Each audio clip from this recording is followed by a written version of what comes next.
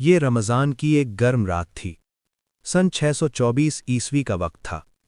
عرب کے ریگستان میں ایک ایسا لمحہ آنے والا تھا جو تاریخ ہمیشہ یاد رکھے گی۔ مدینہ سے ایک چھوٹا سا قافلہ نکلا تھا۔ اس قافلے کی قیادت کر رہے تھے محمد۔ ان کے ساتھ صرف 313 صحابہ تھے۔ نہ زیادہ ہتھیار، نہ بڑی فوج، اور نہ ہی جنگ کی پوری تیاری۔ مگر دوسری طرف مکہ سے ایک بہت بڑی فوج نکل چکی تھی، تقریباً 1000 مسلح جنگجو۔ یہ تھا وہ تاریخی معرکہ جسے آج ہم کہتے ہیں بیٹل آف بدر، خوف اور امید کے درمیان ایک رات۔ جب مسلمان بدر کے مقام پر پہنچے تو رات کا وقت تھا۔ صحابہ کے دلوں میں ایک فطری فکر تھی، کیونکہ سامنے ایک ایسی فوج تھی جو تعداد اور طاقت دونوں میں کئی گنا زیادہ تھی۔ اسی رات محمد ایک خیمے میں گئے اور اللہ کے حضور ہاتھ اٹھا کر دعا کرنے لگے۔ تاریخ میں لکھا ہے کہ آپ صلی اللہ علیہ وسلم اتنی دیر تک دعا کرتے رہے کہ آپ کی چادر کندھوں سے گر گئی۔ آپ صلی اللہ علیہ وسلم کی دعا کے الفاظ کچھ یوں تھے: اے اللہ، اگر آج یہ مٹھی بھر لوگ ہلاک ہو گئے تو زمین پر تیرا نام لینے والا کوئی نہیں رہے گا۔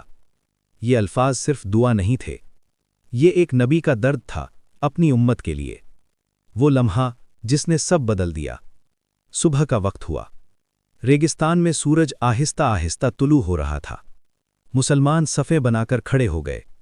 ان کے دلوں میں خوف بھی تھا، مگر اس سے زیادہ اللہ پر یقین تھا۔ اسی وقت قرآن کی ایک خوشخبری نازل ہوئی۔ اللہ نے وعدہ کیا کہ وہ اپنے بندوں کی مدد کرے گا۔ قرآن میں ذکر آتا ہے کہ اللہ نے فرشتے بھیجے جو مومنوں کی مدد کریں۔ یہ خبر سن کر صحابہ کے دل مضبوط ہو گئے۔ جنگ کا آغاز۔ جنگ شروع ہوئی۔ میدان میں شور تھا، گرد اڑ رہی تھی، مگر مسلمانوں کے دلوں میں عجیب سا سکون تھا، کیونکہ انہیں یقین تھا کہ وہ اکیلے نہیں ہیں۔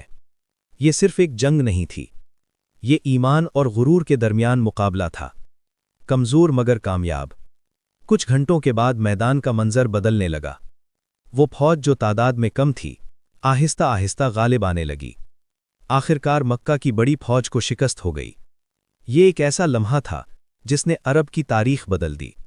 فتح کے بعد کا منظر۔ جنگ ختم ہو چکی تھی۔ صحابہ میدان میں کھڑے تھے۔ ان کے دلوں میں فخر نہیں تھا، بلکہ شکر تھا۔ وہ جانتے تھے کہ یہ فتح ان کی طاقت سے نہیں آئی، یہ اللہ کی مدد تھی۔